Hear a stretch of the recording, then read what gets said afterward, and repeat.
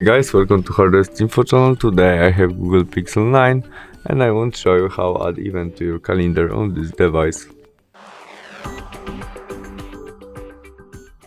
Our first step is open calendar application. In it, we can change view for a month to be easily to add. And there tap on day when we want to add our event, maybe 26. There this plus icon and event. First step, you can add title of your event, what you prefer.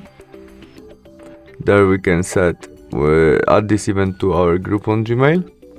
In this part you can set when event start, in which time and finish, or we can set by the switch it will be all day event. Repeat of that if we need it. We can add this event to people calendar. You can make video conference and event start, add location of that, notification maybe 2 days before, and you can add more than one. There we can change color of our notification which we see about this event, description and attachment. After we set all you need, you mustn't add everything. Press save and we have it in our calendar right now. Thanks for watching, see you soon, bye.